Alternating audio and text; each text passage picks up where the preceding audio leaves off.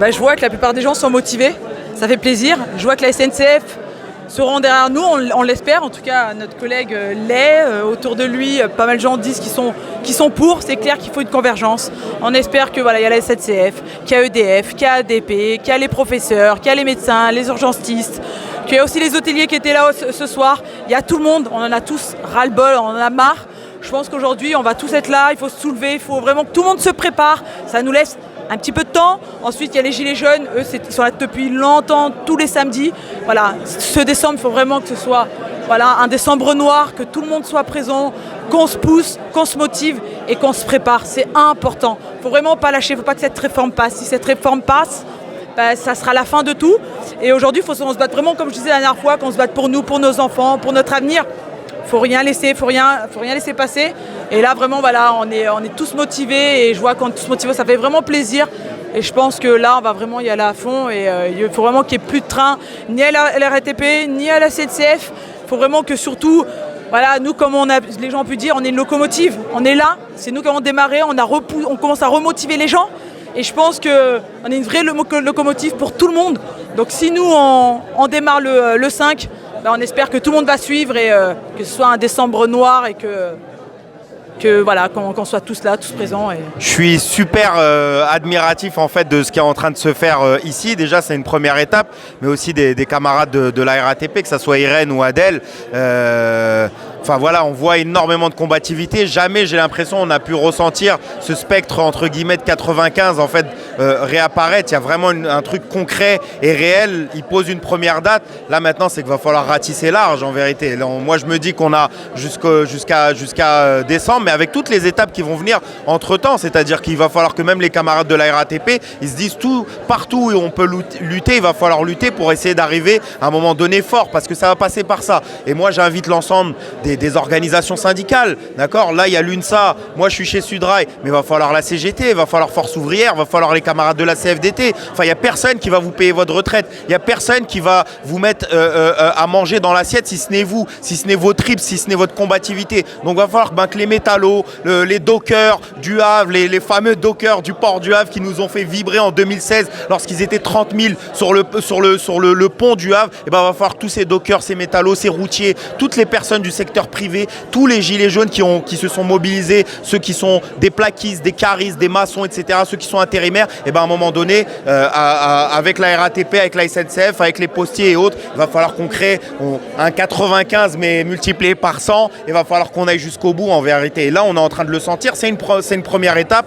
On est le 23 septembre, il y a encore du boulot à faire, et voilà, ça passe par là, comme quoi on peut être à l'UNSA, on peut être chez Sudrail, et on peut militer ensemble et on peut construire les choses ensemble, mais parce qu'il y a quelque chose qui nous unit, c'est que nous on est à la base, c'est-à-dire qu'elle tire des trains, moi je suis aiguilleur et on travaille et on sait c'est quoi la difficulté, et elle sait que c'est pas les secrétaires de l'UNSA qui vont lui payer sa retraite, et moi je sais que c'est pas les secrétaires de Solidaire qui vont me la payer. Donc voilà, va falloir qu'à un moment donné les gens ils se bougent. Moi je retiens de belles rencontres dans cette soirée. On s'aperçoit concrètement que tout le monde est de manière coordonnée ou un peu moins coordonnée, prêt à lutter. Aujourd'hui, il va falloir qu'on s'unisse et qu'on unisse nos forces pour aller dans un conflit, pour gagner tout simplement. Aujourd'hui, le projet des retraites est néfaste pour tous les salariés. Il va falloir que les gens se réveillent, que ce soit le privé, le public, les régimes spéciaux ou peu importe. Tous les salariés vont être perdants avec cette réforme de Levoy qui va tout simplement appauvrir nos futurs retraités et nos anciens. Donc aujourd'hui, il va falloir penser intelligent, il va falloir aller des fois peut-être au-delà des syndicats. Il va falloir que les bases s'unissent, les gens veulent une convergence. Nous, à la RATP, on l'a bien compris. On est prêt à cette convergence. On appelle les gens à nous rejoindre sur une grève illimitée jusqu'au retrait total du projet. Donc on ne fait pas du catégoriel. Nous, on se bat pour toutes les professions de France, quelles qu'elles soient, aussi pénibles qu'elles soient. Il va falloir qu'on aille unis, en front commun, pour faire retirer ce projet qui est tout simplement une casse sociale. Voilà. Merci. Et un mot qu'on n'a pas dit, mais non à la régression sociale, non aux négociations. Ça, c'est un point sur lequel il va falloir être clair. Moi, c'est pour ça que j'adore les copains de la RATP, c'est qu'ils savent très bien qu'il n'y a rien à négocier. Ils l'ont dit déjà le 13 septembre, il n'y a rien à négocier. Et moi, en tant que cheminot, je le dis, il n'y a rien à négocier. On ne négocie pas la régression sociale. Martinez, ça fait 18 mois qu'il se balade dans les négociations et il arrive à dire qu'il n'y a pas une virgule proposée par la CGT qui a été mise en place. Donc, à un moment donné, il vient de nous faire la démonstration qu'il n'y a rien à négocier et que ça ne marche pas. Donc, la seule chose qu'ils connaissent, c'est le blocage de l'économie. Et c'est par ça qu'il va falloir passer. Donc, voilà, un truc. Pas de négociation, il faut que tout le monde le refuse. Si ça, on le refuse en bloc, il n'y aura aucune trahison, il n'y aura rien du tout. Ils sauront que c'est la base qui décide et qui ira jusqu'au bout. Toutes les discussions qui permettent d'essayer de voir comment on se coordonne, elles sont essentielles. Donc aujourd'hui, c'était important d'être ici, de discuter. Demain, il y a une AG Interpro dans laquelle il faut participer.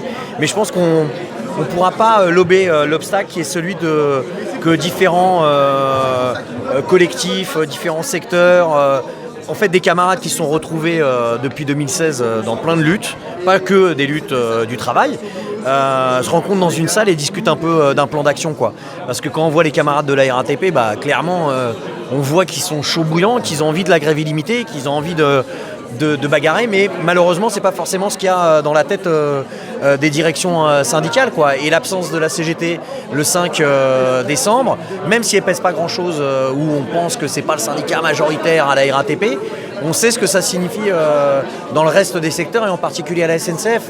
Donc cette question-là de comment on se coordonne, je dis pas à la base parce que mais tous ceux et toutes celles qui en réalité veulent bloquer l'économie comprennent aussi qu'il y a des agendas différents, mais qu'il faut arriver à les coordonner. Je pense que d'ici avant les vacances de la Toussaint, c'est essentiel qu'on fasse peut-être une réunion un peu plus informelle sur une plus longue durée qui permette de discuter de ce qu'on veut et comment on l'obtient. Donc moi c'est Jimmy, je suis prof en Seine-Saint-Denis. L'idée déjà c'était de montrer que les profs ne sont pas une catégorie à part et qu'on est des travailleurs comme d'autres. On a juste une particularité, c'est qu'on s'occupe des enfants de tous les autres. Et donc évidemment on a aussi un potentiel énorme pour pouvoir faire converger tout le monde, puisque tous on a envie de se battre pour les enfants. Et donc voilà, c'était un peu le message que j'étais venu porter. Je pense que cette convergence, on est en train de la construire. La convergence, elle ne peut pas se décréter, elle doit se construire. C'est ce qu'on est en train de faire. Ça prendra le temps que ça prendra, mais je pense qu'on est tous déterminés à la construire parce qu'on a bien conscience que c'est ça ou la mort de notre modèle social pur et simple. Pour moi, c'était important que ces différents secteurs qui luttent un petit peu chacun dans leur coin se retrouvent autour d'une même scène et se parlent vraiment. Et c'est des gens qui ne sont pas venus avec leur étiquette syndicale ou leur étiquette politique, enfin peu importe, c'est des gens qui sont venus avec leur combat.